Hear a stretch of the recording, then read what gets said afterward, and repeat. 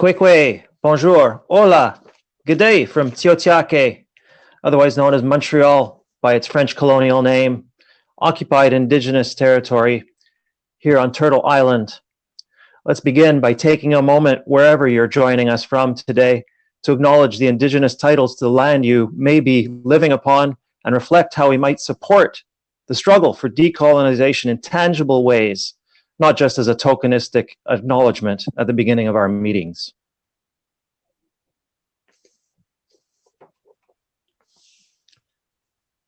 Welcome to Can't Pay, Won't Pay, Rent Strike in the Crisis, also known as the Housing Activism in the Pandemic Talk.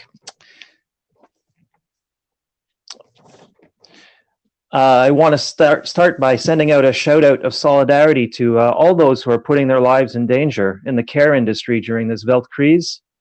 Solidarity to all those who are working or not working because they have no choice in this market economy. And solidarity to the unhoused, the prisoners, and the migrants who are most at risk during this extraordinary time. Please stay safe and well.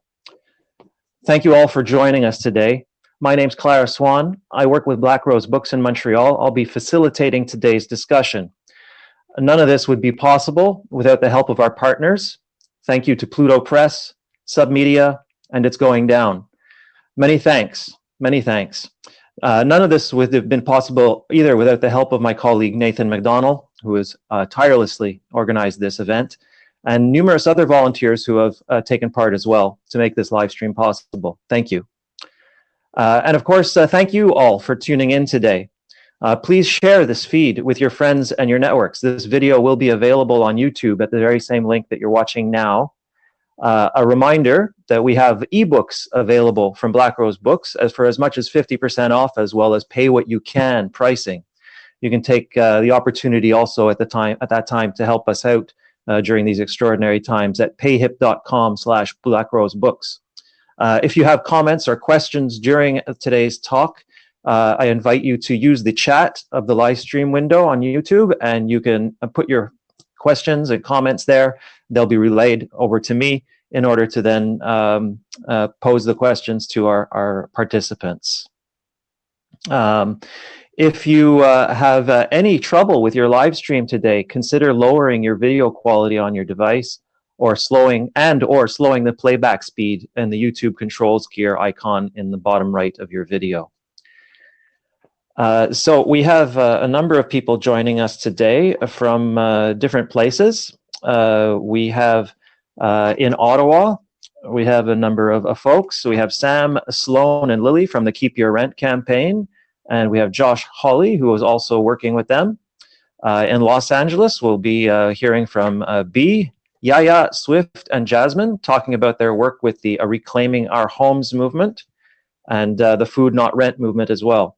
And then we'll finish up with author Ben Tippett from Pluto Books. Will be sharing his analysis about tenant struggles in the UK. He wrote a book called A Split about class divides in the UK. So we'll hear more about that at the end. Okay, so if we're going to start off by turning it over to the Keep Your Rent crew, Sam, Sloan, and Lily, one of you can jump in. I'll just prelude you with this. As the health crisis also becomes an economic crisis and people simply cannot pay their rent, calls for a rent strike are sweeping across the world.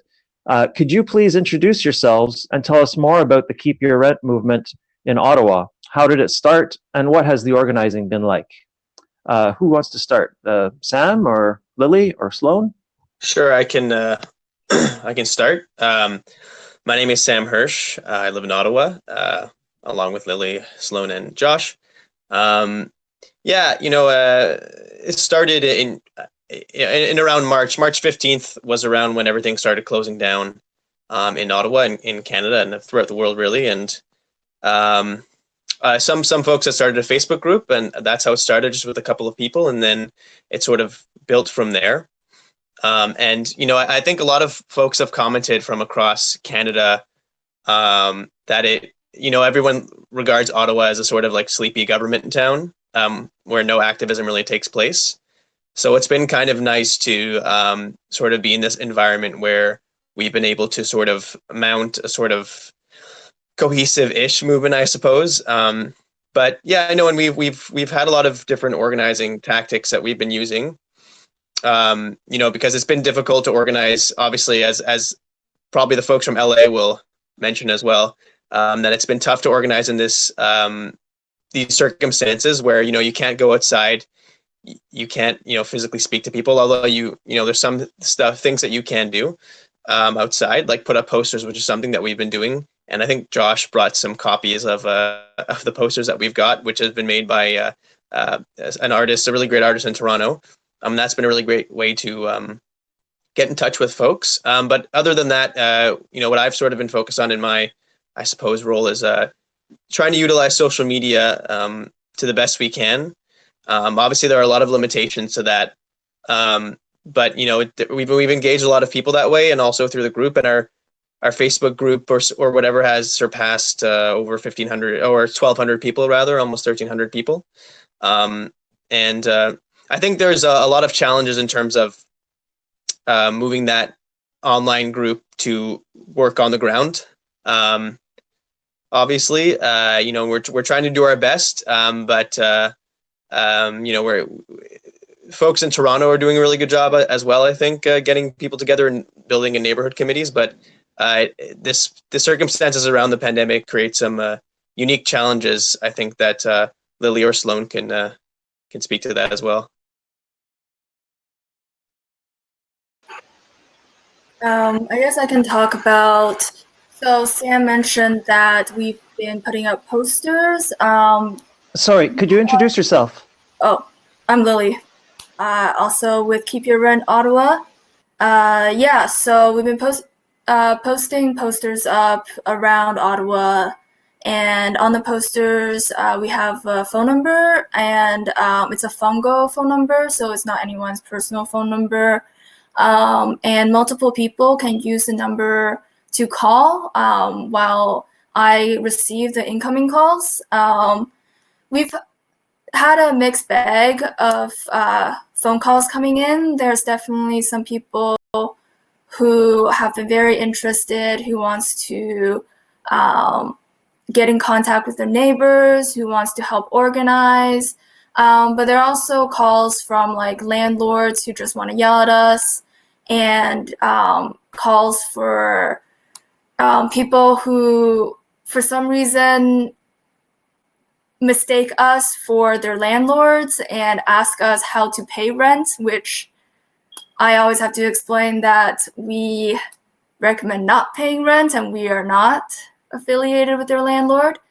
But generally, we mostly answer questions on how housing law works in Ontario, what are the eviction steps, what the landlords might do, how we might fight against, say, in-person viewings right now, or fight against open houses.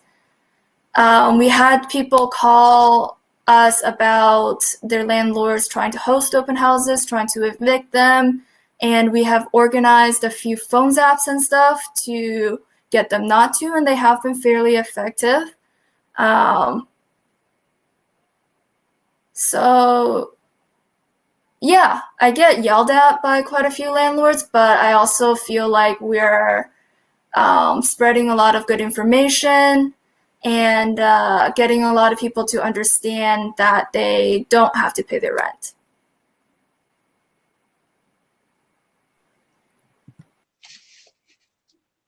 Sloan, Sam, did you have something you wanted to add here?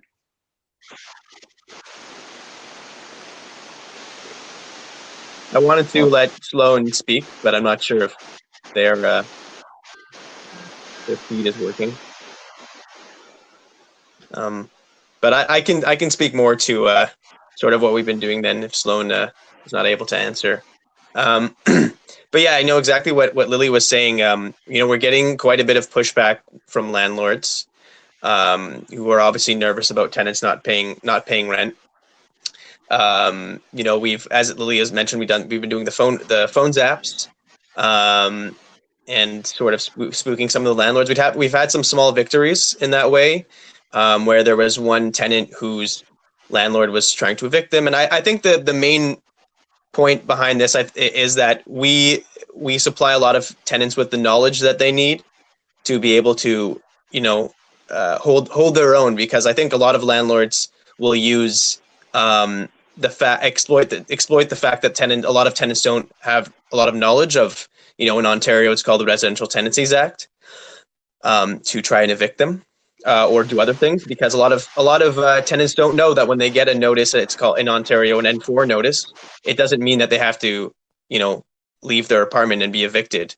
And also the Landlord Tenant Board in Ontario, like it is in Quebec as well, and I suppose throughout the United States, probably similar situation, are not taking cases right now. So a lot of tenants actually don't know about these things. So they feel powerless in a way, and our sort of our MO has been to empower tenants enough so they can be like, you know what, I'm safe, I won't be evicted in this time, and I can actually stand up and organize with my neighbors.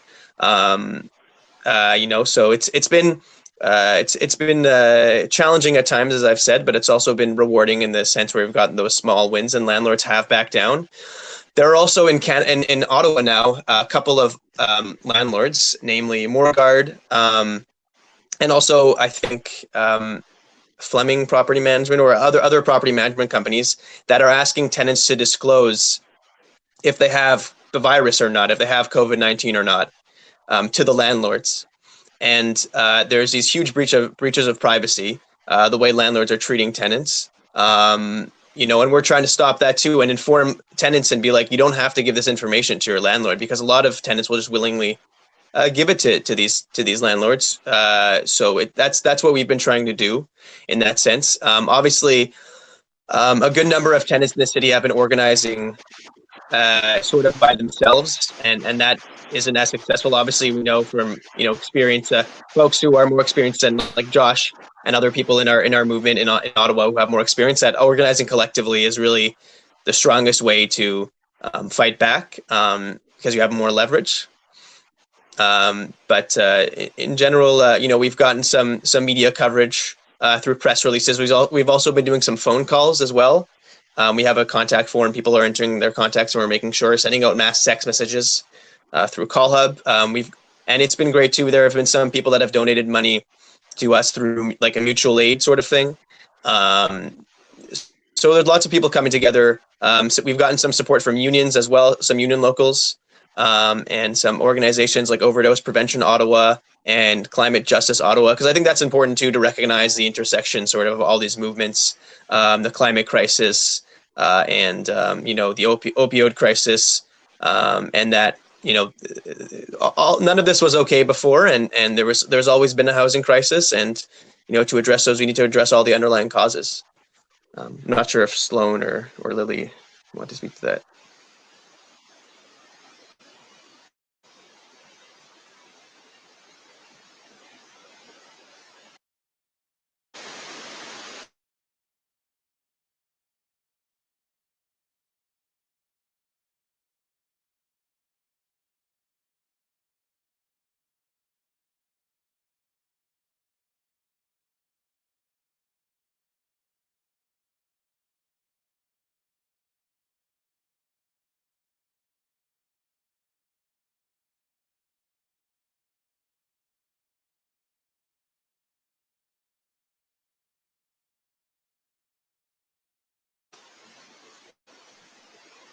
So, Josh, can you talk to us now about villages and cities a little bit? Yeah, sure. I can also try to call Sloan in maybe and have them speak over speakerphone. But yeah, so I know Swan and Nathan through work in Montreal and the Milton Park neighborhood in Montreal, which was the result of tenants organizing in the late 60s and throughout the 70s. They were facing demolition, like a property owner bought up 6 whole blocks of this sort of downtown neighborhood piece by piece. And their plan was to demolish it and build like the city of the future or whatever. And they ended up demolishing a section of it and building like a big multi-use, like residential commercial spot. Ended up turning into a hotel, and then now it's like a university residence. So it was a pretty big failure. But the tenants responded and really, really organized. But it was under different circumstances. You know, it was traditional organizing that obviously is the most effective: door knocking, face-to-face meetings, phone calls, a lot of amazing materials, literature, propaganda came out during that time, and it was very political. It was very fiery stuff that, you know, got tenants motivated to understand like the economics and capitalist system that underlies this type of demolition and displacement. So it was a huge inspiration on me, and through a ton of archival research, luckily all those archives were maintained, and they're at like a museum in Montreal, the Architecture Museum.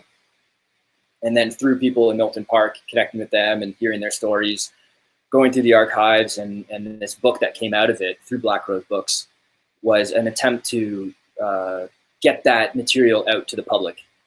And that's been hidden in the archives for so long. Yeah, that's the book.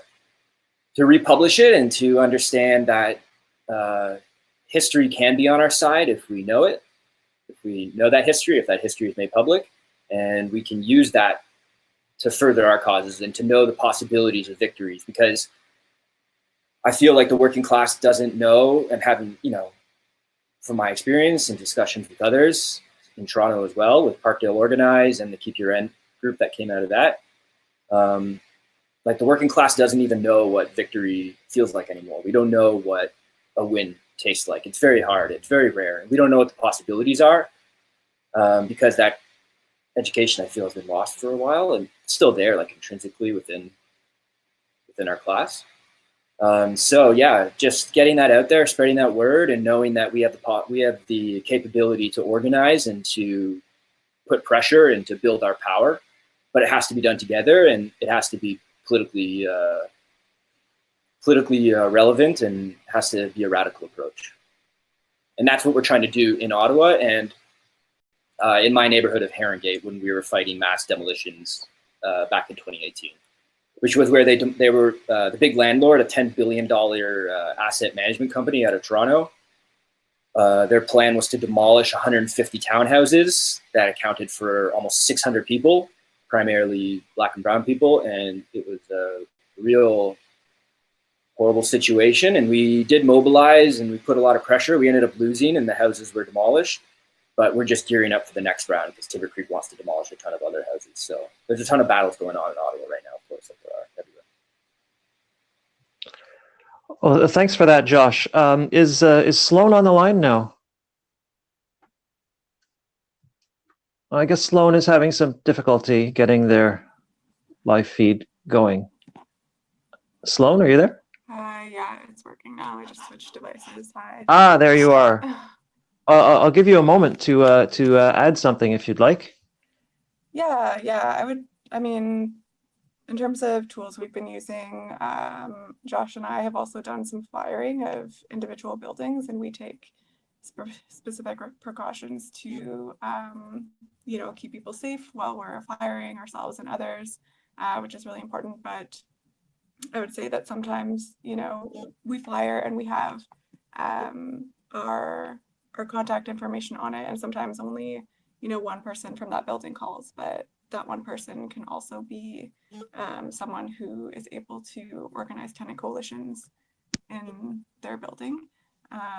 So it is really powerful, and we've seen the importance and the strength that is intrinsic in actually doing outreach, because there are limitations to online organizing. So it's been nice to just get to know neighborhoods and get to know neighbors from a personal perspective. It feels good to connect to people when we're all kind of isolated, and it feels good to be that source of connection for people who, as has been said, were struggling before this pandemic and continue to struggle, and you know, landlords, their violence thrives in private.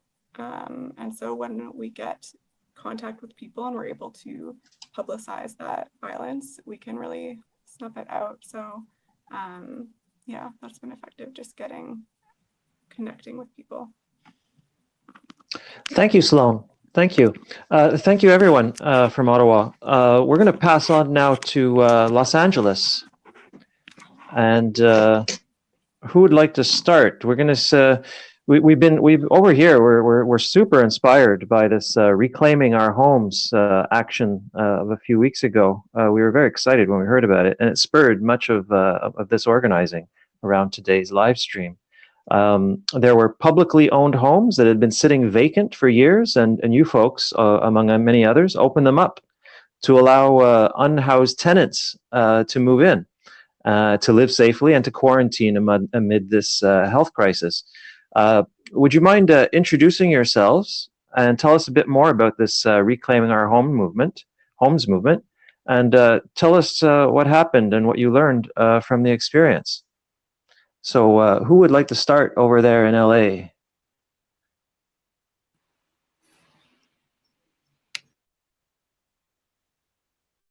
Is that B? Would you like to take it? I thought Swift was going to talk.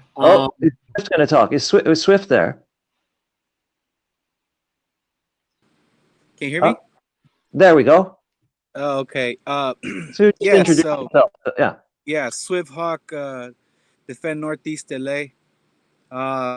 We're kind of a subversive group that's been handling a lot of stuff in a smaller part of Los Angeles. We kind of live in an area where it's 2-mile radius, a corridor. Like, so there's a corridor on one side is Figueroa, the other bigger corridor is York. And in that 2-mile radius, it has been over 72 liquor licenses issued out in the past, want to say 2 years.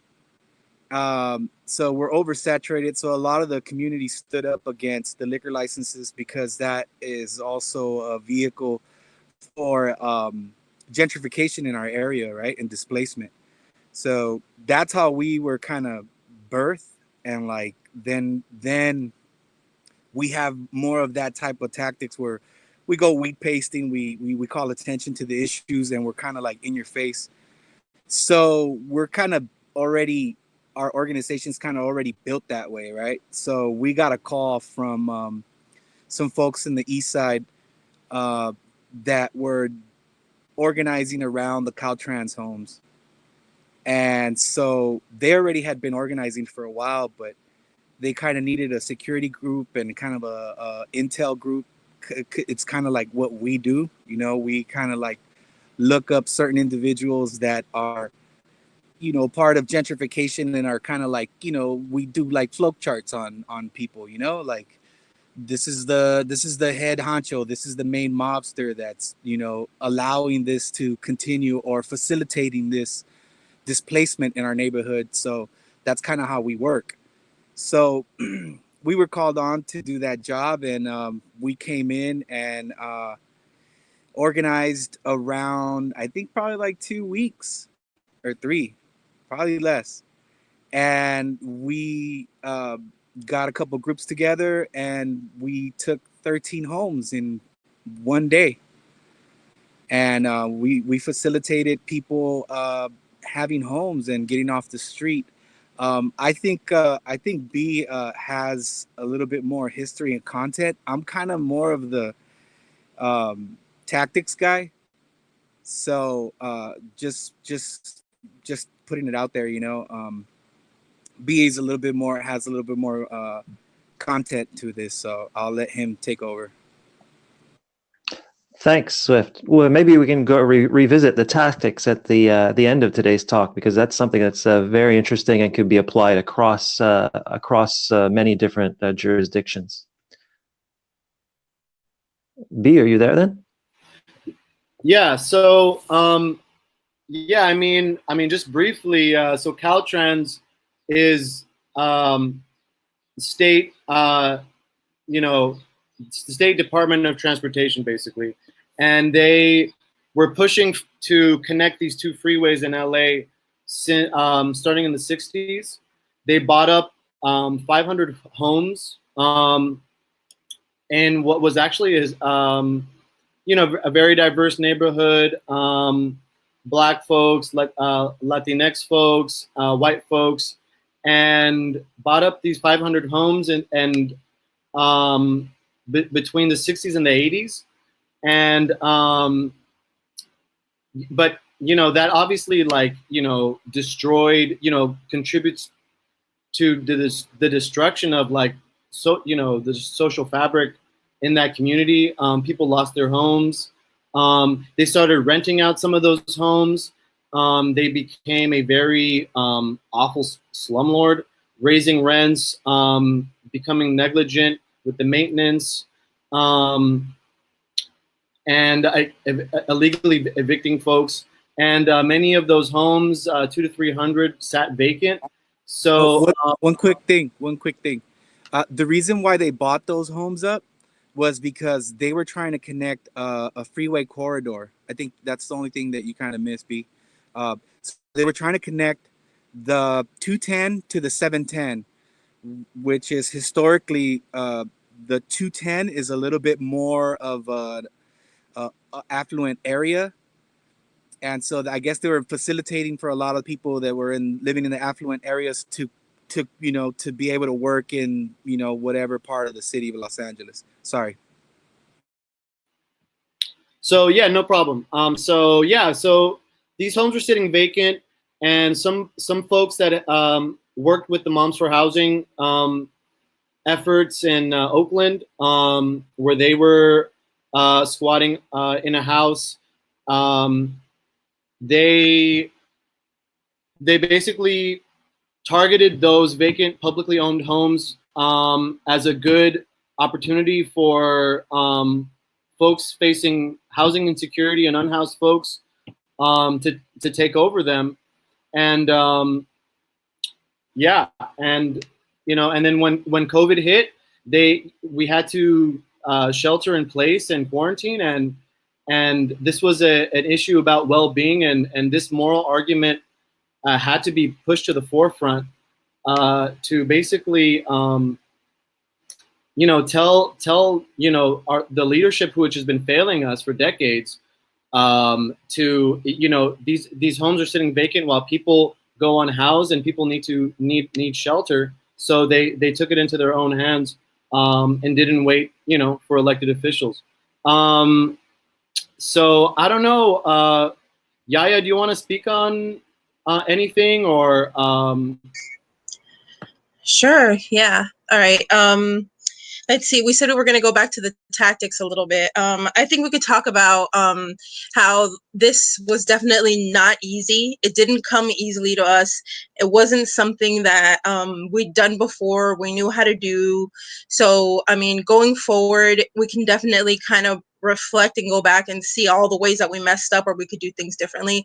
But I think that has its use, and I think going forward, all the other groups that are going to be inspired by this, and we absolutely want to encourage that you guys start some shit and go out there and take some homes. That's something that we absolutely want to encourage. I think that's the biggest lesson and the biggest thing that we can put forward out there, which is you don't have to know what you're doing, but by all means learn from where we had our shortcomings, which is get the right people together. It doesn't have to be an experienced group of breachers. They don't have to be pros. You don't need, anybody who's been doing this for years, but just get a group, put an affinity group together of people that you trust, and go start some shit and have some fun with it.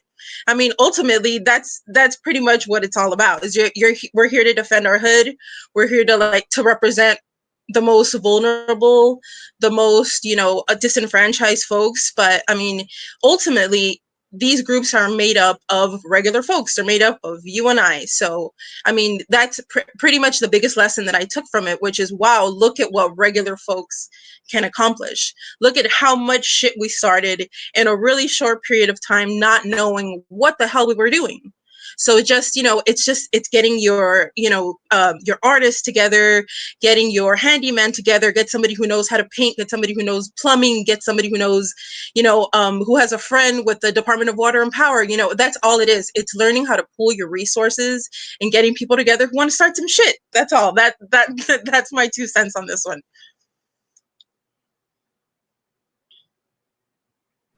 That's fantastic. Thank you for that. Jasmine, you're the only one we haven't heard from over in LA. Do you have anything to add here? Yeah, so could talk about the Food Not Rent campaign, or is that somebody else? Yeah, so I actually got, I can talk a little bit about how I got involved with ROH, because I was supposed to be a reclaimer as well, but unfortunately we weren't able to keep our home. So yeah, so we had, so a friend of mine actually hit me up, and she was like, look, this is happening, like I need somebody to help me take over a home. Are you down? And I left my house a year ago, and I've been struggling to find a home since. Like my friend's been letting me sleep on his couch. So there's like the necessity for people taking over homes. It's real, It's like there's like these living conditions that were hard before the virus, but they just became complete. It put things into perspective after, right?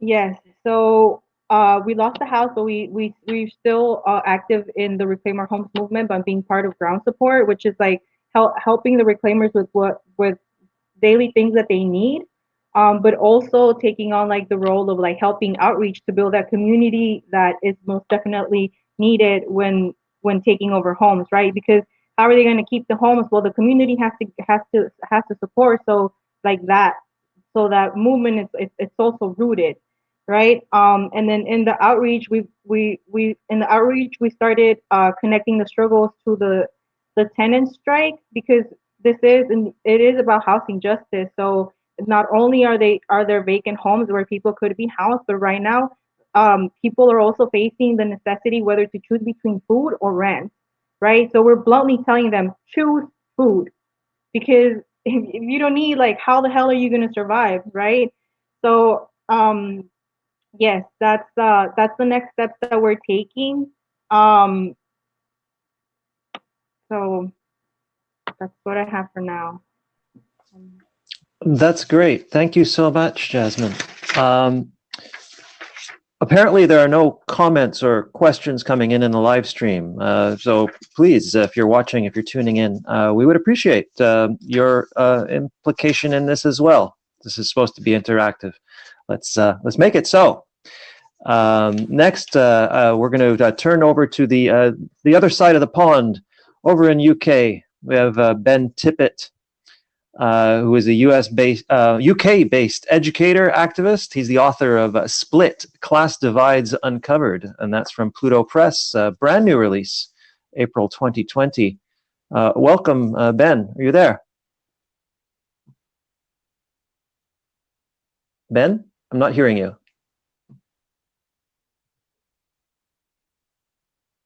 I see you, but I'm not hearing you.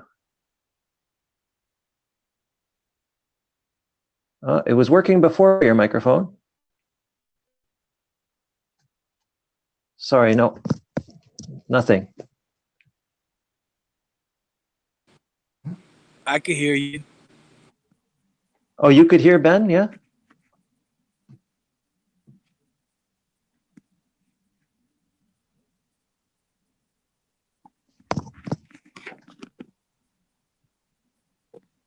Yeah, I could hear him. Anybody else? I can hear him. I can't hear him. Huh. Maybe you should reinitialize your stream, Ben, if you turn off and come back in.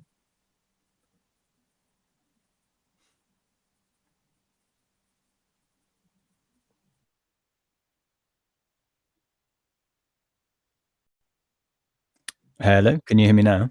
Yes. Oh, great. There we go. Hi, everyone. Sorry about the slight hiccup. I'm not sure what happened there. Yeah, thank you first for inviting me to talk, and it's super inspirational to hear about all the other amazing things that have been happening in the US. I'm just going to briefly go over maybe what the situation is in the UK in terms of the way that the COVID crisis has affected the housing crisis here. I'm going to then maybe talk a little bit about a historical perspective of why why the housing crisis has been so bad and how the COVID-19 crisis has really entrenched the problems that were already kind of endemic within the system. And then I'll finish with maybe giving a brief overview of some of the housing struggles that are going on in the UK right now, so that we can hopefully build some connections between what's going on in the US and in the UK. That's great, Ben. Can you try your video now? My video. Hello, is that okay? Yeah, there Brilliant. We go. I'm here. Thank you. Cool, guys. So yeah, it's kind of interesting because I guess housing really has been at the center of this crisis. You know, the government's key message here has been, stay indoors. But what we can see clearly is that housing justice hasn't been at the center of the crisis. In fact, the government's done very little to actually protect renters in the UK. And I imagine it's quite similar in the US as well. So in terms of, just to give you a little brief overview of how the UK housing system works, we have a predominantly home ownership economy over here. It's something like 63% of the population actually own their homes. But the private rented system is one of the fastest growing groups by far, particularly amongst the younger generation who have been priced out of the housing system.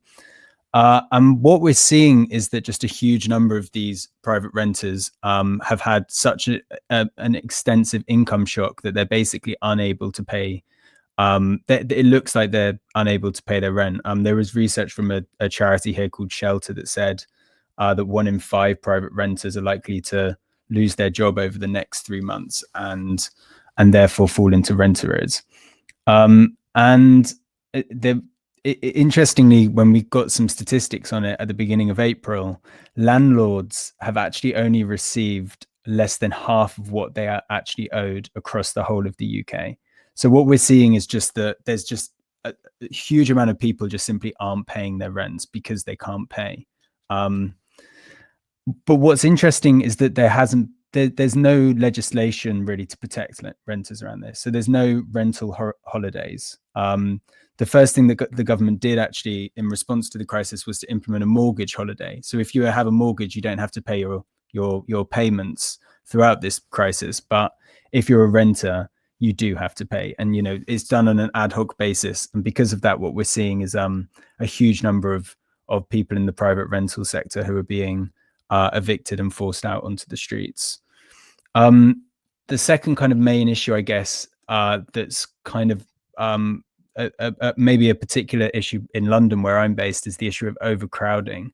So we're starting to see something that's quite worrying actually, but actually not particularly unsurprising, which is that the virus is spreading in the areas of the city where there's the most overcrowding. I mean, it makes sense, but we're seeing actually quite dramatic differences. So I think in London, there's 70% more cases in the areas in the city where you have overcrowding versus those that are the least crowded. This kind of brings us a little bit back to our kind of Dickensian past as well, where typhoid and cholera was kind of spreading through the damp slums of London, what the kind of image of London is famous from Victorian times. And it really feels like we're reverting back to that with the issue of overcrowding. The kind of another thing that maybe I'd be interested to hear from what's been happening in the US is because in the UK, as soon as the crisis hit, the government actually had a policy to basically house all street homeless people within 48 hours. The UK has about 280,000 people who are homeless. Some of those are street homeless, some of those are people who are in temporary accommodation. And this was completely unprecedented. I mean, the idea that, local councils who have literally spent years gatekeeping, getting like housing activists or people who are frontline housing workers trying to get people off the streets and into homes, that suddenly, because of the public health crisis, the government made this a priority. It's unsure kind of how successful it's been.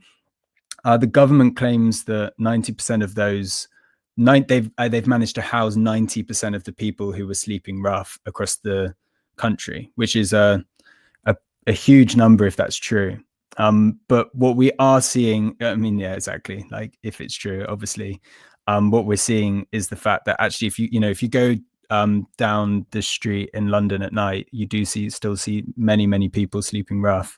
We're having a huge increase in the number of new people who are being forced out onto the streets because of the fact that so many people in the city used to, have precarious, insecure work.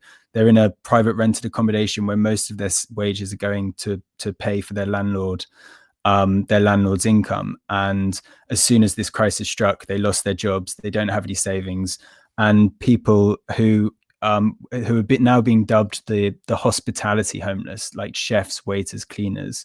These are people who are now being forced out on the streets for the first time. And I think particularly this issue is most salient and is hitting people the hardest who are kind of migrants in the UK. So I think the last kind of main issue that's really being raised at the moment by activists is the fact that a lot of migrants, if you don't have kind of indefinite leave to stay in the country, so you might just have some kind of limited leave to remain, or you might be an undocumented migrant, you have this thing called no recourse to public funds. It basically means that the government won't pay for any of your benefits, or you have literally no ability to access public funds in the UK. And what we're obviously seeing now is the fact that that's done is it's locked people out of the ability to claim any kind of incomes or unemployment benefits from the state in the time that we're obviously trying to get people to stop working, which means that if people do have no recourse to public funds, they have to go out to work, or they're just simply being forced out onto the street. This has been challenged by migrant rights activists, and there's a court date happening in early May, so we'll see what happens with that. But this has been a kind of central premise, I guess, of kind of migrant policy in the UK, and we're really seeing it spill over into the homelessness crisis here, which is something that we need to kind of fight against. I guess, like with each of those issues that I've raised, landlordism, overcrowding, homelessness, and migrants living in destitution, those four things, they've definitely been made worse by the COVID crisis, but they are fundamental features of the British housing system. These are not things that started when COVID hit in March here. And one thing I guess I do in the I argue in the book is I try and give an argument of why do we have these three things? They're obviously not inevitable. We know that they're not inevitable, but it's interesting to historically think about why are we living in an unprecedented housing crisis even before this public health issue arose. And I guess I maybe just to give you a little brief overview of the argument. One of the main things you hear in the UK is that the reason we have expensive and overcrowded housing is because the country is just full up. During the Brexit referendum in 2016, there was a famous poster that was put up by some people on the right wing of the Brexit campaign, and it was an image of migrants queuing up, and it basically just said, we are at breaking point. So there's this really dominant narrative that basically in the UK, the problem with the housing system is the fact that, we're a small island and there's too many people here. Now, we obviously know that that's just, that's a rhetoric used by the right to scapegoat and demonize migrants to kind of cover for the social crimes that are being perpetuated by other systems. But I think it's important to just point out maybe some of the facts about why this is so wrong. I mean, in the in the periods in the UK from 2000 to 2008, where the housing system completely exploded in terms of it becoming unaffordable and prices increasing, what we saw was enough homes basically being built for people who, you know, for all of the new people who were coming to the UK or were being born in the UK. So it's really got absolutely nothing to do with the numbers of people in the UK. The crisis has come from the fact that we've really commodified housing. It's come from the fact that, you know, there's different things that a house can do. It can, you know, it can be a home for somebody, but it can also be a financial asset for people to get rich off. And what we've really seen in the UK is a historical shift away from the idea of housing as a home for people to housing as a way of making money, of a way of making profit. I mean, oh yeah, did you want to say something? No, I was just going to ask for you to clarify. You called them rough sleepers, and this is something maybe we can talk about or have everyone talk about in our exchange. Unhoused tenants is what they're calling them at the LA Tenants Union. You called them rough sleepers. Other people would know them as homeless. And I'm just wondering how successful, or rather, where are they? Not necessarily how successful. You already addressed that, but where are they housing the rough sleepers in the UK? So pretty much it's all been in empty hotels. Hotels. Yeah. So because obviously the hotel industry is, you know, gone. What's the phrase you use? I don't know. Gone up. Belly up. Belly up. That's the one. The hotel industry has gone belly up. And so you suddenly have a situation where in central London, all these hotels are full. So basically, most of the people have been housed in hotels. From my knowledge, I don't think there's been any requisitioning of empty properties yet to necessarily house people. There were Is that definitely up to citizens or subjects? Well, I guess there probably are people, as you know, doing. Well, there's definitely people squatting. I mean, we have squatters. We have kind of interesting squatters laws in the UK. You're allowed to squat in commercial buildings, but you're not allowed to squat in residential buildings. And that was actually only quite recently criminalized, I think in 2011. So before that, you could also squat in a residential building. And I guess one thing that campaigners have won here is a ban on evictions. I'm not sure if there's something similar in.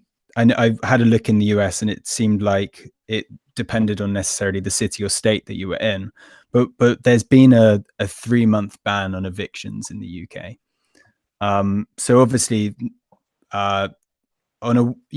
you can still basically be served an eviction notice, but it means that it's not going to go through the courts for the 90 days starting in March. So it's not really a full protection, but it was definitely something that was won from the tenant movement pressurizing the government to give some kind of leeway to people who are basically going to be kicked out onto the street. But obviously, it isn't. It's not help. You know, it's not basic. It's there's still a lot of people who are being made homeless despite that. So I guess maybe just to briefly finish with that's great. Yeah, do you want me to? I mean, I can briefly mention maybe just some of the housing organizations in London that are doing good work, in case anybody is listening and they're in the UK and they want to get involved and join these organizations. Maybe you could wrap up with that. Okay, that's great. I'll finish with that. So I think some of the people that are doing the main work in London, at least, is a group called the London Renters Union. They have around 1,600 people at the moment, I think, that they're getting back to, who are saying that they can't pay their rent. And their campaign isn't so much of a rent strike at the moment, but it's more of a can't pay, won't pay kind of thing. You know, food is more important than rent. So don't go into debt, or don't not buy food just so that you can pay your landlord. Let's instead don't pay your landlord, and we'll have a public campaign to make sure that they try and reduce your rents for you. And there's also hundreds of students in the UK who are also signing up to a rent strike, signing up to a similar kind of thing. And they've had definitely some quite big national media successes with it. There was one that did the rounds in the national press. One of the tenants who are their members, who asked their billionaire landlord for a rent reduction. And the landlord came back and actually said that they should be using the money that they would have otherwise spent on lunches and holiday pay to pay for the full amount in rent. So basically this billionaire landlord was like, oh, you know, you're not going out anymore, so you're not buying your coffees and you're not going to go on holiday, so why don't you use that money to pay me my rent? And this became a bit of a national scandal, and I think the landlord has backed down now. So and interestingly, there was, I'll finish with this maybe, because I think this is what, you know, maybe one of the positives. I wouldn't say it's a positive, but maybe, you know, we're obviously living in a time where, particularly in the private rental sector, there may have been no better, there hasn't been as kind of a clear opportunity to have a successful rent strike as we're seeing now. And what you're seeing in the UK, at least, is there was a poll the other day that said that 74% of people support permanent rent controls when they polled the population. So I think there's definitely a public appetite to support these kind of actions that everyone else in the call is doing, and that people like the London Renters Union are doing. So I think you know, that's potentially a hopeful thing that I'll finish on. Thanks, guys. Thank you, Ben. It was very, very interesting. I want to open it up now for a conversation between folks. Swift, you've had your hand up there for a while. Was that just because you weren't hearing audio, or do you have something you'd like to address with Ben?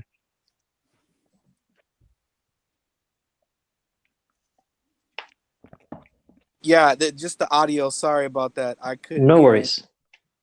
Maybe you'd like to help us kick off what's going on here. Let's see. Sam, you have your hand up.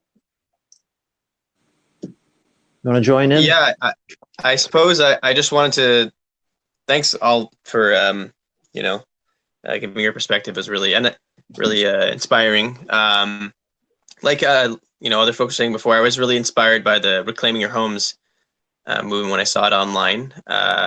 You know, doing social media for our rent strike movement here in Ottawa, in Canada. And yeah, I just, because I think a big sort of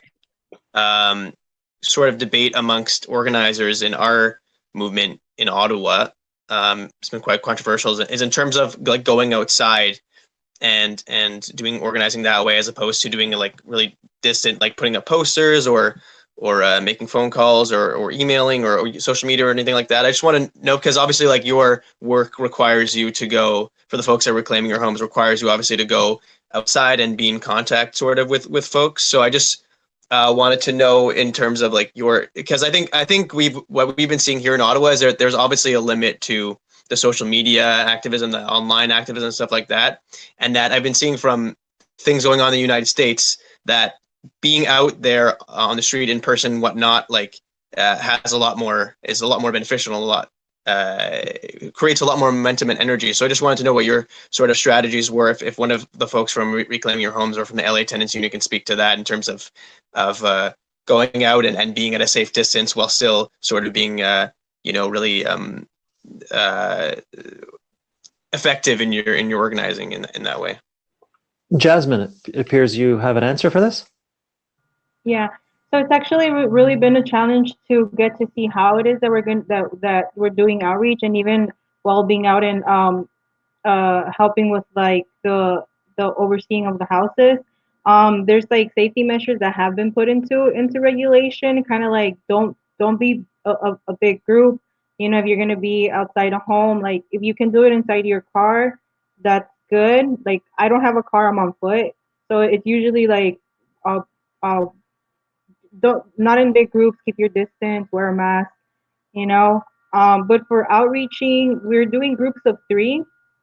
So we set up at a location that we know is going to be busy. So we've been doing at the Food for Less, which is a market, at the 99-cent store, which is who doesn't go to the 99-cent store, right? We have been, we're still trying to figure it out. We did have our first outreach, and we're coming out with like, we noticed that it was hard to keep distance when it was more than 6 people.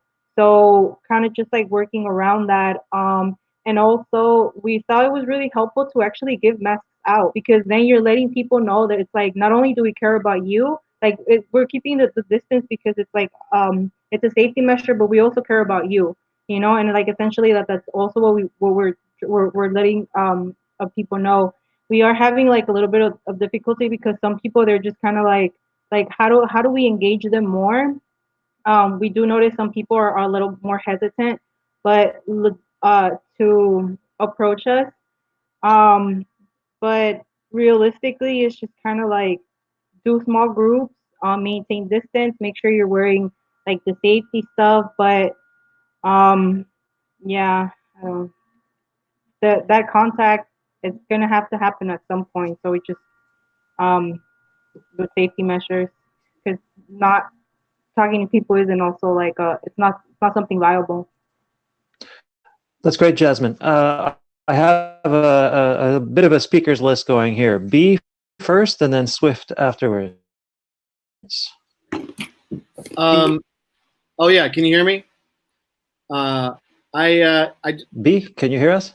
Yes. So how we've been doing it with the LA Tenants Union, we in terms of organizing and making sure the right info gets out to tenants, because we do have some tenant protections here in LA. Like if your income is affected by COVID, you're not supposed to get evicted, but we're not required to show proof right now. So we're trying to tell all tenants to take advantage of that and tell folks who can pay to withhold their rent and strike in solidarity.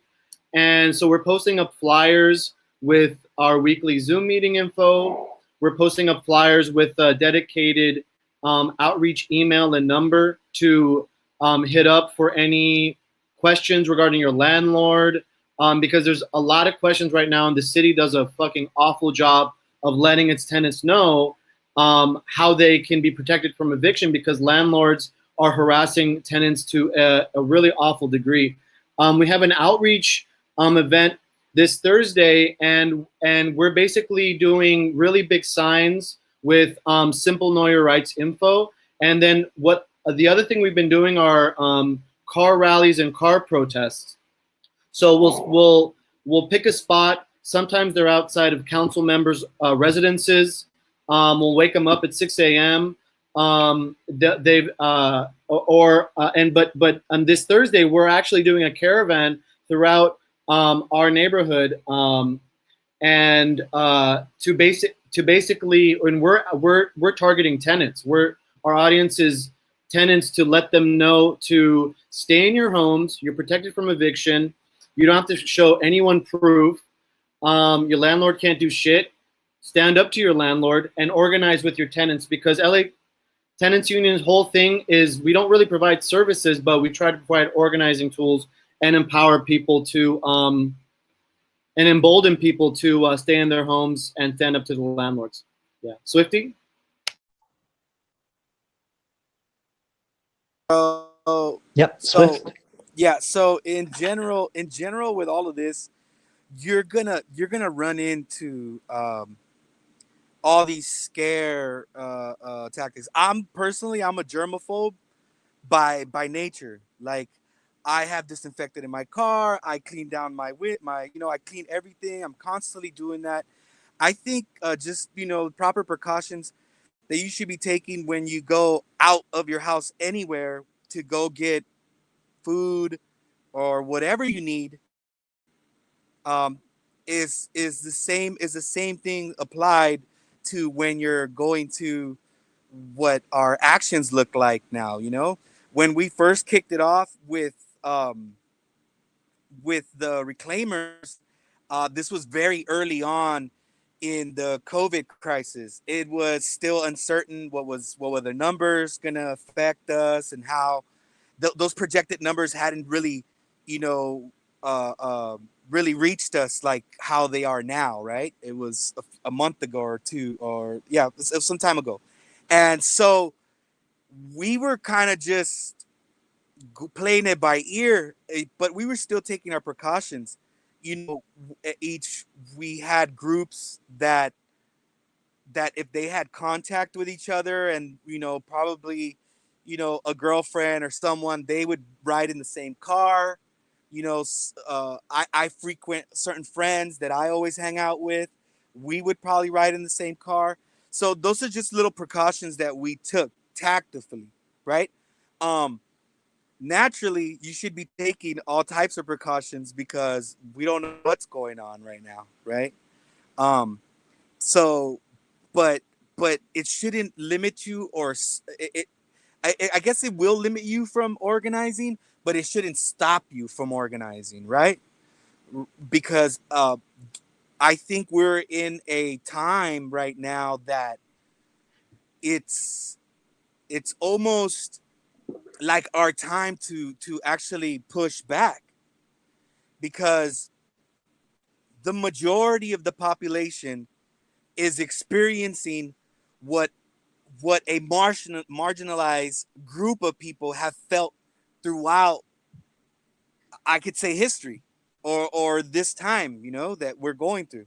So now it's on a bigger scale. People, like, for instance, artists, people that are well-to-do, that live in mansions, that are tucked away and trying to say, oh, we're now all equal. That's bullshit, right? Because they don't have the same living circumstances that we do.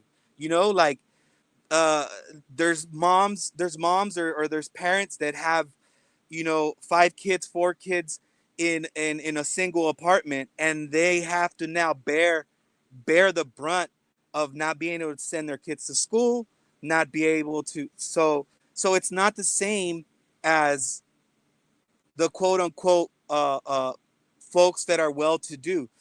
The mayor doesn't feel this.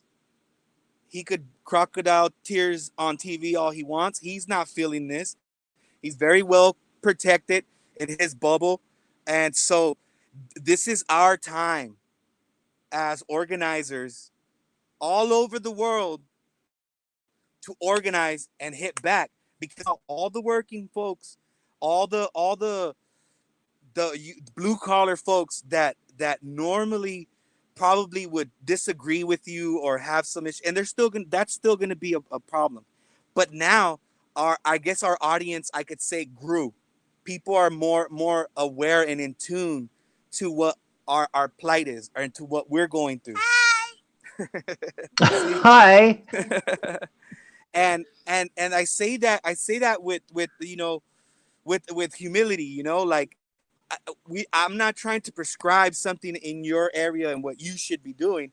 I'm just saying, now it's a global thing. Now that's the reason why you're speaking from across the pond. That's why you know, up north, you guys are talking. And I want to give shout out to Skoden. I want to give shout out to all the folks up in Vancouver holding it down, all my friends. I just want everyone to know that it's our time now for all the marginalized to step up. For all the okay, mama, okay. For all the marginalized folks to step up, you know, and like, and organize and give a pushback, you know, and of course be protective, you know, and it comes with tactics too, right? Like, get secure lines, you know, use secure lines, organize on secure lines, organized in a way where you're protecting yourself from COINTELPRO tactics or whatever have you, you know, the state oppression. But do not feel like, because this is going on, that you can't still organize. There's plenty of ways. Be is one of the proponents of the caravan. This is my first time ever being involved in a caravan. So you jump in your car and you cruise around the mayor's house and you honk like crazy and you talk mad shit out your window. That's fucking perfect. and you're still in your own bubble. So I'm just letting you know there's a bigger audience now. There's people that feel you more now. And I think we should take advantage and we should push that line now. It's definitely a time of opportunity. One of the lessons from Villages and Cities that Josh was the editor of this here book here, one of the lessons in here is that it's easier to get your struggle acknowledged and actually win your struggle when there is an economic opportunity.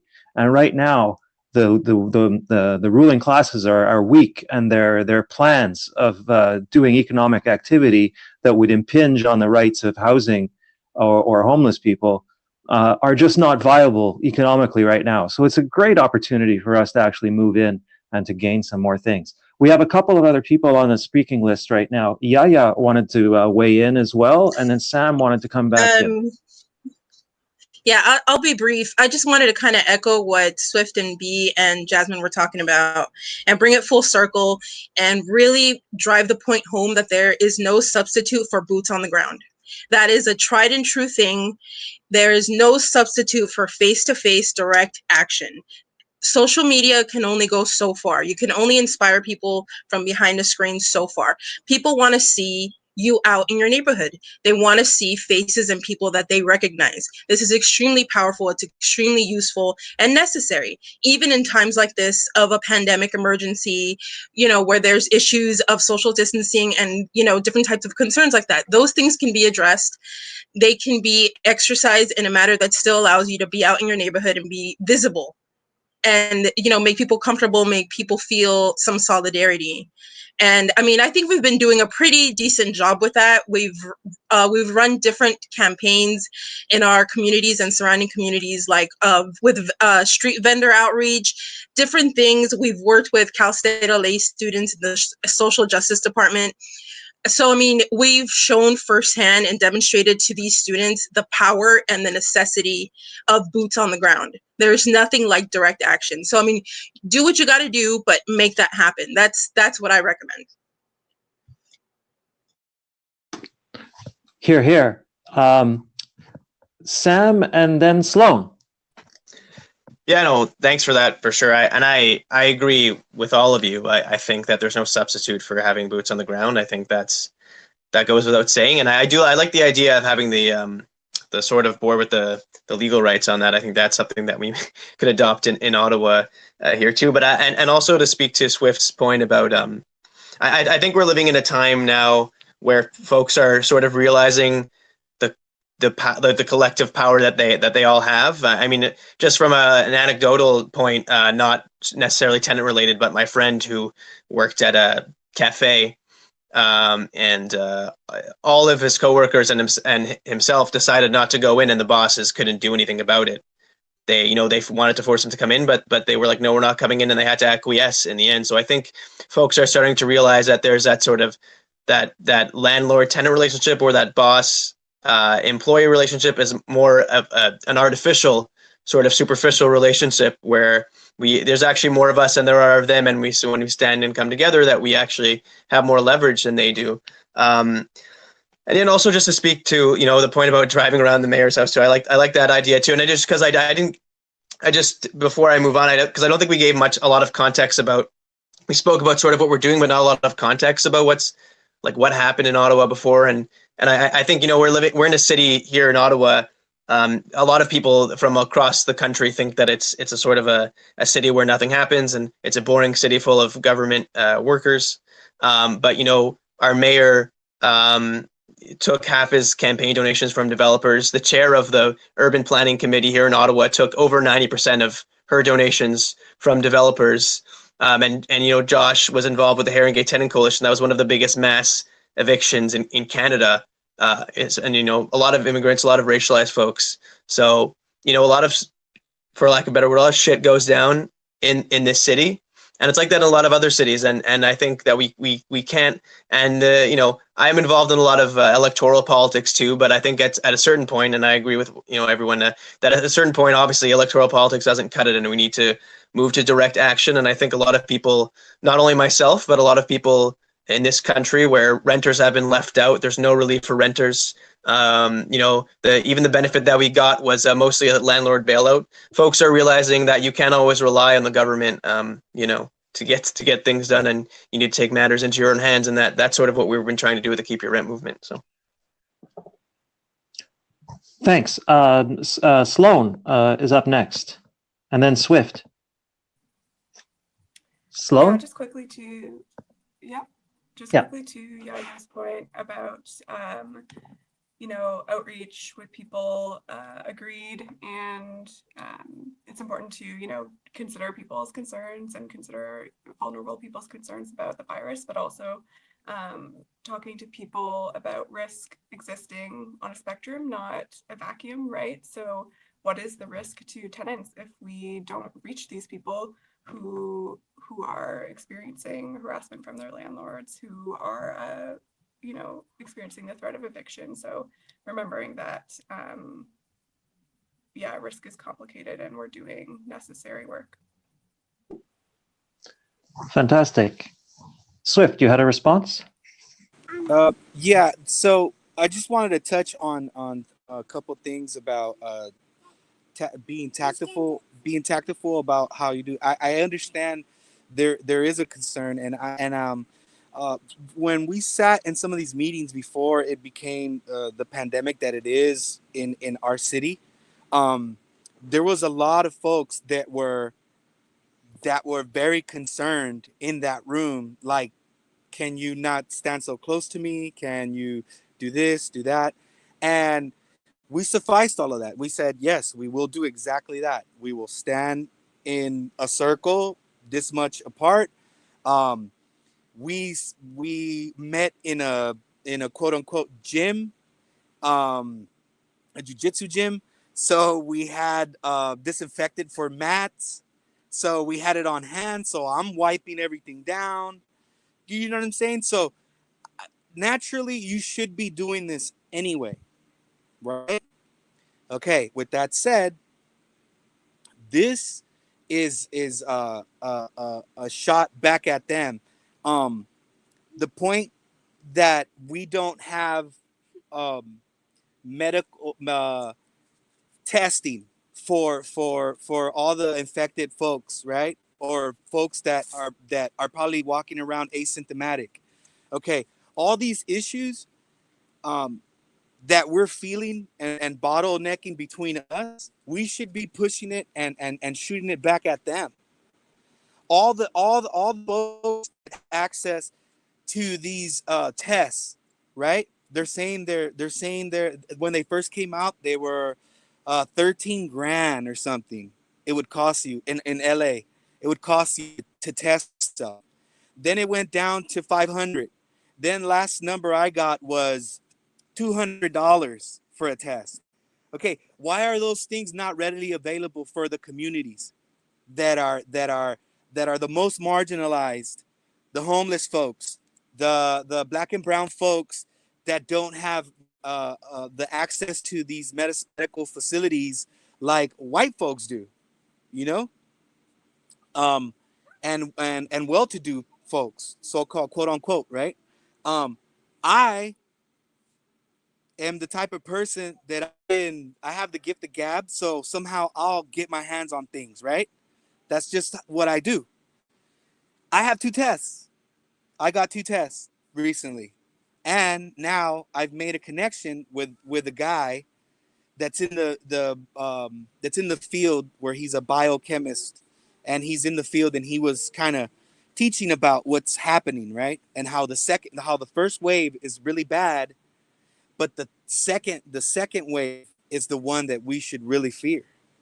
So I was talking him up, and I got 2 tests out of him, but now I have access to him and to more tests. So I'm saying this to you guys wholeheartedly. We tie our hands up sometimes with our thought processes. You know what I mean? And I want to liberate you by saying that you have to MacGyver this shit regardless of what it is. If it's a fucking earthquake, if it's World War III, whatever the fuck it is, we have to MacGyver it, and we have to count on each other. You know, people power.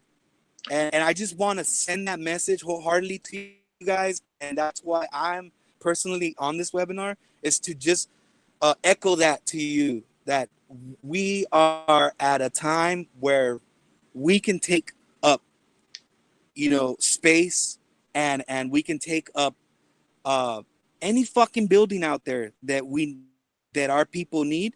We can fucking do it. It's I'm a living example of doing it, fucking being scared about it, not sleeping the whole night before because I'm fucking concerned that I might get caught up because I have a family. You know what I'm saying? But all those things are fears that will fucking make you not get up and step out and do it. So I send this, this message in solidarity with you, to not allow those hangups in your head to do it, because you're at risk of catching this shit just when you step out to go get groceries. Or if a fucking cop, more than likely, if a cop pulls you over for a fucking violation of jaywalking or whatever, you're more at risk encountering a police officer, a pig, because they are the ones that are actually, the numbers are showing that they're the ones that are spreading it. And I'm just letting you know, like, I understand all those precautions we need to take regardless, but it can't let us stop. It can't let us stop our organizing. Thank you. Yeah. Is Jasmine still on the call? Jasmine wanted to jump in here. Jasmine, are you there? Yeah, I'm still here. I accidentally clicked the hand button, but basically just echo everything that, like, we're being strategic about where we're going. Like, where are the most people? Grocery stores, laundromats, and like the discount stores where they can get multiple things for a good price, right? So that's basically where we're setting up. We're canvassing like the whole neighborhoods, like taping up flyers with information where they can contact people. We're also having people like stand on the corner with like signs, and they can come up and ask questions. We also have a sign up sheet where we get people's information. That way we have like a collective a group of people that are actually want to do something, and that it, yeah. Yeah, sorry. No, that's great. Thank you, Jasmine. There were a few questions that came through the live stream. I'm just going to see if I can go through a couple of these here. The first question we had was from Alexander, asking about the educational tools and material used during the Milton Park movement that Josh said inspired him. Is there a place where we can access them? I can just answer that very quickly. Go on over to blackrosebooks.com or payhip.com/blackrosebooks, and you can pick up a copy of the instruction manual. What else have we got here, questions-wise? There's a question here for Ben. Oh, no, we did that one, where the rough sleepers were to be housed. Here. Here's a question. The crisis has hit a lot of people hard for the first time in their life, and it's pushed people into housing activism for the first time. As Swift was saying, it's an opportunity here to spread the news to people who haven't been involved before. What has it been like to organize with tenants who are getting organized for the first time? Does anybody want to speak to any experience they had with specific tenants who were maybe surprised that they could do it, or does anybody want to talk to that? I would like to say something. Part of the Nello Loco is a lot of outreach to what I call my comadres, which are what I call comadres would be like your godmother, you know.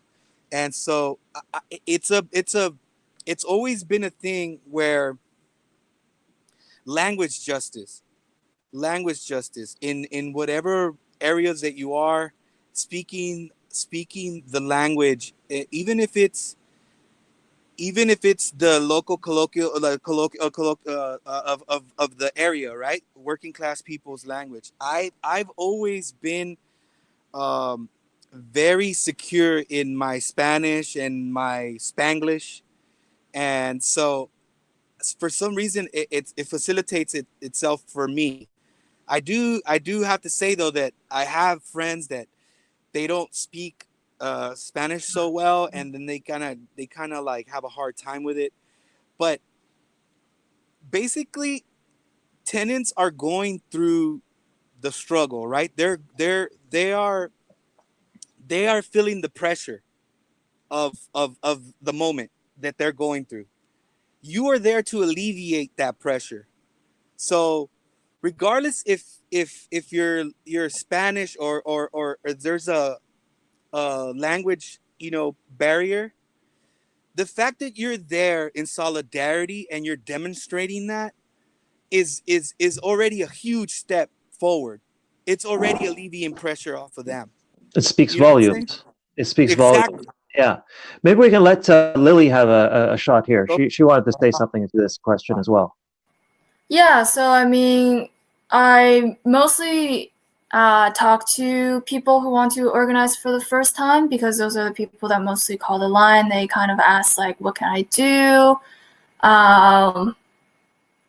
And that's the thing for Ottawa, especially because, again, like, it's a federal city. There's not a lot of history of organizing here. And also because this is more of a citywide thing where we are facilitating neighborhood organizations. So we're putting people in contact with their neighbors, because people are not really like hanging out in their neighborhoods right now, just casually. So we're collecting contact information, sharing them with people who want to organize, and just trying to give people the information that they can. The thing that I see people struggling with is just the knowledge, I guess, that with like 2 or 3 people, like they can make a difference, or that they don't need to always like reach out to us. They can reach out to their neighbors who they have already their contact information, and they can discuss things and they can like fight their landlords that way too. And also, like, they just don't have a lot of like the language that we're already used to using, like solidarity and like don't pay rent even if you can pay rent. We have a lot of questions like, oh, like, am I supporting people if I don't pay rent, or is that like a bad thing to do, or like how do I do this? Like, so there's just a lot of questions to answer, and we find the difficulties that they keep on reaching out to us to do more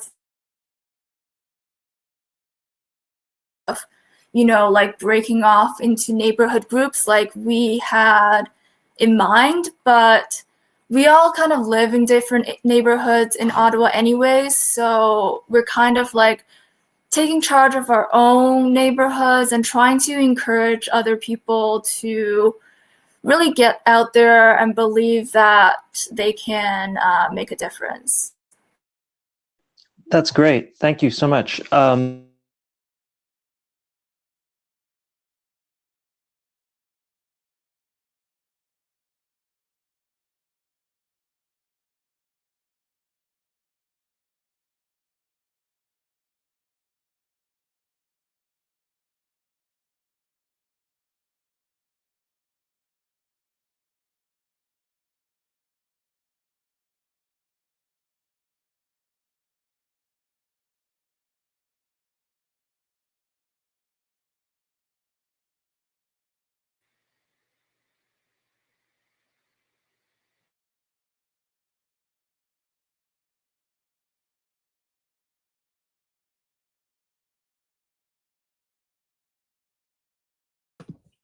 Okay, so we've had a little problem with Swan. So is there anyone else who'd like to Is there anyone else who'd like to talk, especially those who haven't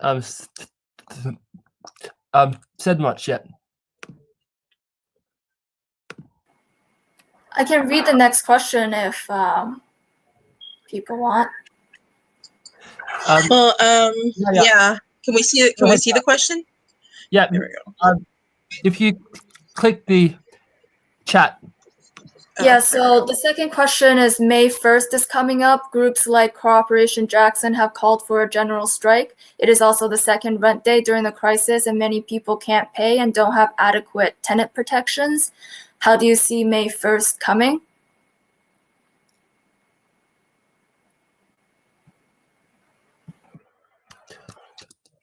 Who? Go ahead. Yeah, sorry. Oh. Okay. Sorry. Yeah. Yeah, I know, and we've obviously thought of May 1st. Obviously it's May Day, International Workers' Day, and been trying to do some outreach to some unions, locals in the city to try and get them behind our movement as well. And some have. It's been tougher than I thought to get in touch with some of those, but a lot of the unions obviously aren't necessarily radical or some aren't even left wing. There's the union, the District Labor Council in Ottawa isn't very amenable to our movement, I suppose, especially the head of it. But and we've sort of been trying to link the worker struggle and the tenant struggle together, and being like, you're a tenant, you're a worker. It's the same fight. In the French expression, during the 2012 student strike, étudiant, travailleur, même combat. So it's locataire, travailleur, même combat. So worker, tenant, same struggle. But yeah, and I think the other thing too that's important to mention when it comes to May 1st is that a lot of people have received their their CERB payment, which is the Canadian Emergency Response Benefit, which is some folks who were eligible for the $2,000 a month here in Canada. A lot of people weren't, like myself, for example. A lot of people have received this money. So a lot of landlords are saying, you got your CERB payment, or in the US, your stimulus payment or whatever, like, you should be able to pay rent. Why aren't you paying me rent? Right. So I think that's also a struggle in itself to sort of convince people to be like, hey, like, you got your CERB, your stimulus money, your CERB money, or whatnot.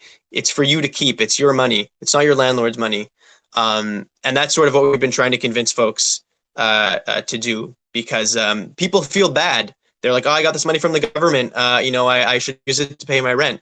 It's quite, and the other thing too is that a lot of people who are on unemployment or unemployment insurance, who are on their old age pensions, are actually getting much less than $2,000 a month.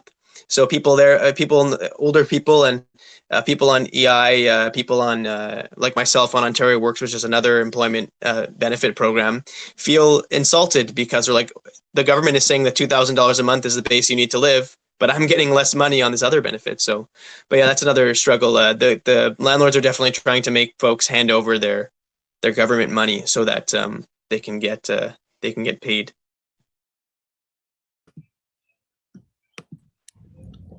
I think I'm back. That should be criminal. That right there should be a shaming campaign on them, because they think about that. Really think about that. So they're gonna take your subsidized living, and they're gonna take that to go live how they live. I'm pretty sure they live a lot lavish than you do. Yeah, this is a flyer that came out of Toronto and we've been putting up.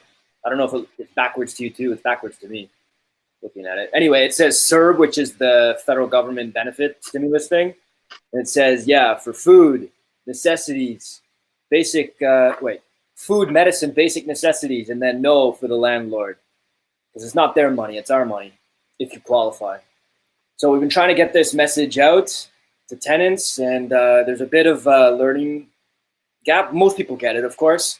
Actually, I just got a phone call, half an hour ago or something, from a tenant as a result of our flyering, our outreach yesterday. A tenant just called me. I had to tell the person, I'll call you back after this. But so it works. You just have to get out there. Again, there's no shortcut to actually, like was said earlier, boots on the ground, reaching people at their homes. There's no shortcut to that whatsoever. So unfortunately, we're in this situation. And then, yeah, I mean, there's big picture stuff I know that we're all fighting for, but I believe we need like the practical things that we can latch onto right now, and we can feel what victory tastes like. That's achieved through collective power of tenants fighting against landlords, as opposed to relying on politicians and social service agencies to act in our interests when they won't. They're not set up to act in our interests at all, so they won't. So I think we need the little steps first, and then we can move on to the big picture stuff. And who knows what that looks like. In Milton Park, they want me to talk about that.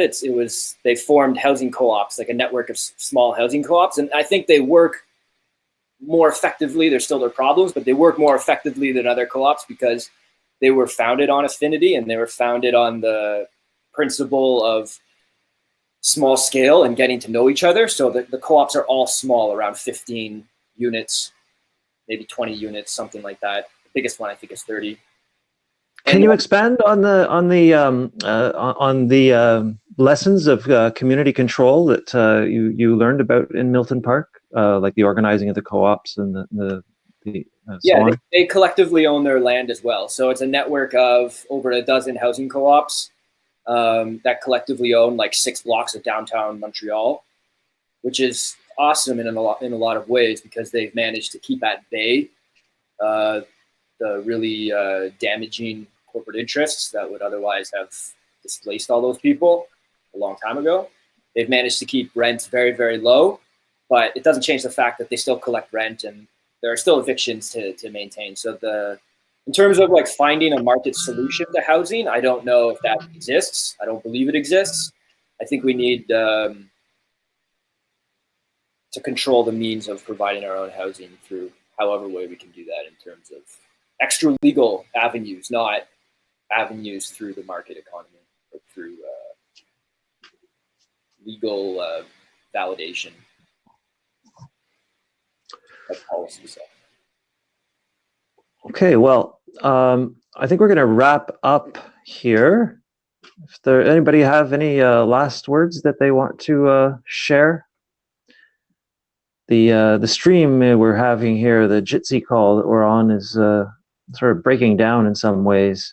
A number of us have been losing the feed and then getting cut back in. So maybe we'll call it a day here. There are a number of questions still in the chat. Maybe we'll transfer some of those to the discussion on the YouTube or on one of the event pages, and maybe we can answer some of those questions by text at some point there.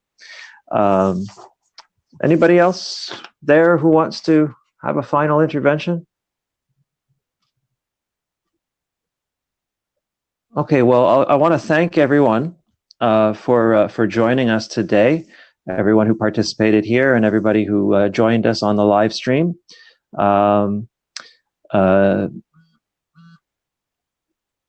Oh yes, I'm getting a message here for people to ask people to share and visit our ebook shop, of course, which is at payhip.com/blackrosebooks.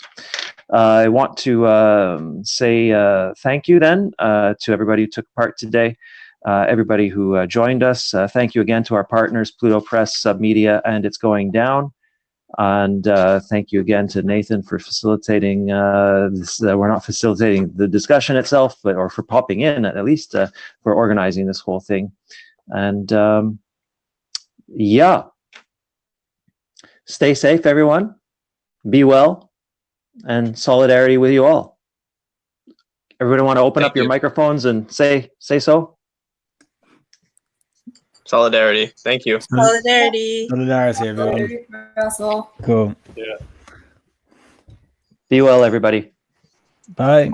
Get Bye. your friends and start some shit. Yeah, burn it down. Will do. Yeah, don't be scared. Scared is part of the process.